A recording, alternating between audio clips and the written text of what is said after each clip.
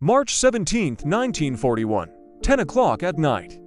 In the brutal chaos of the North Atlantic, the German submarine U-99 breaks the surface. Waves crash over its hull as Korvettenkapitän Otto Kretschmer, one of the Reich's most celebrated U-boat aces, peers into the stormy darkness. His face is slick with salt water, the wind biting like a knife.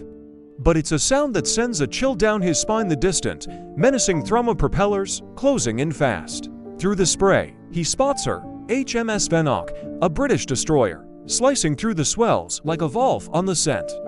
Her powerful searchlights cut through the night, hunting. Below decks, in the cramped, suffocating confines of U-99, the crew's bravado has evaporated.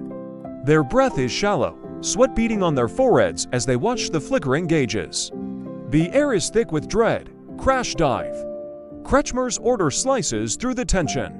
The klaxon blares, a sound of pure alarm, as U-99 plunges into the icy depths, seeking refuge at 120 meters. The submarine groans under the immense pressure, pipes hissing as if in protest. Silent running, he snaps, the crew freezes. In the deep, every sound is a potential death sentence, a betrayal of their position. The hydrophones scream, the enemy is here. The rhythmic pings from Evokes' Aztec sonar hammer against the hull, a relentless, metallic heartbeat counting down their final moments.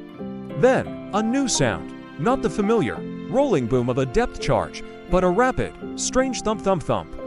It's a weapon Kretschmer has never encountered before, the Hedgehog. A mortar that launches 24 small, contact-fused bombs in an arc. They don't explode on a timer, they only detonate on impact. One grazes the hull with a dull clang that echoes through the boat. Silence, a dud. A wave of collective, unspoken relief washes over the crew. But the relief is short-lived. The precision of this new weapon is terrifying. The Allies aren't just dropping explosives and hoping for the best anymore. They are hunting with surgical intent. Kretschmer's mind races, his face illuminated by the eerie red glow of the control room. Their primary target, convoy SC-26, is slipping away, its escort screen now tighter than ever. He orders a course change, creeping north at a painfully slow 3 knots. But the hunt is far from over. The hydrophones pick up another threat. HMS Walker has joined the chase. The 2 destroyers are coordinating, their radio signals crackling with a deadly urgency. What Kretschmer doesn't know is that the technological tables have turned.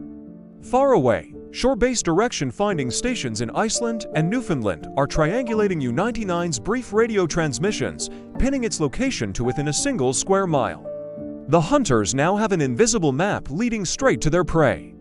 Inside the U-boat, the atmosphere becomes toxic. The air grows foul, the oxygen thinning with every passing minute as the precious battery life drains away.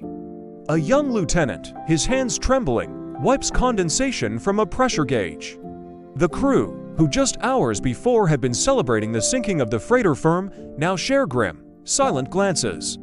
A machinist's mate named Klaus clutches a wrench, his knuckles white. They're too close, he mutters, his voice barely a whisper.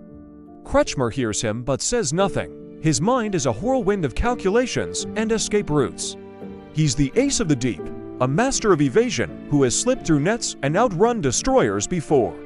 But this feels different. The noose is tightening. A sudden, violent explosion rocks the boat. This time, it's a depth charge, and it's perilously close. Glass shatters in the torpedo room, a seam splits, and a jet of icy Atlantic water sprays into the compartment. Men scramble with rags and tools, desperately trying to seal the leak as the deck tilts precariously. Kretschmer steadies himself, his voice firm as he barks orders to level the boat, taking them deeper, to 180 meters far beyond its designated safe diving depth. The hull creaks and groans, the rivets straining like bones on a rack. Another Hedgehog salvo splashes into the water above them. One of the bombs strikes the stern with a sickening crunch. Again, no detonation, but the damage is done. The propeller shaft grinds with a low, mournful sound. Their speed drops to just 2 knots. They are crippled, limping in the dark. Kretschmer's thoughts turn to his wolf pack.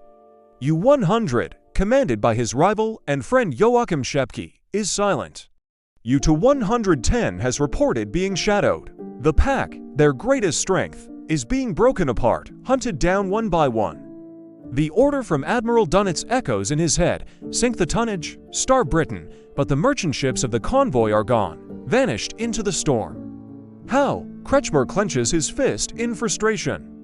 He has no way of knowing about Ultra, the Allied intelligence breakthrough that has cracked the German Enigma codes. The Allies aren't just guessing, they are reading his every move, anticipating his every command.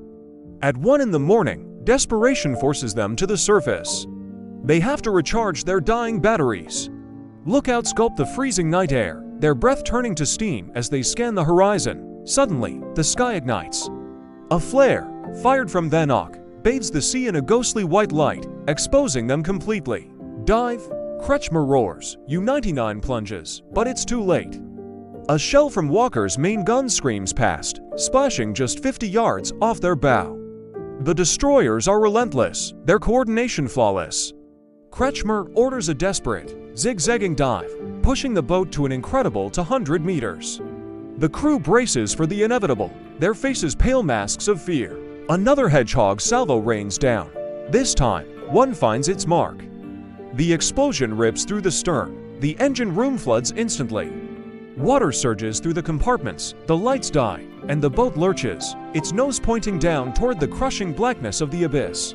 With his boat dying beneath him, Kretschmer grabs the periscope handles, his voice steady but urgent.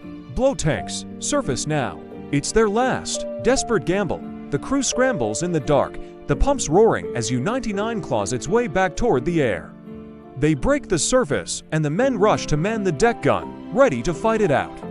But the searchlights of the two destroyers are bearing down on them like malevolent eyes. And then, a final message crackles through the radio, an order from High Command: retreat. The word stings like a slap in the face. For the great hunter, the ace of the deep, what happens when you become the hunted? Thanks for watching. If you found this story of naval warfare fascinating, be sure to hit that like button and subscribe for more tales from the depths of history.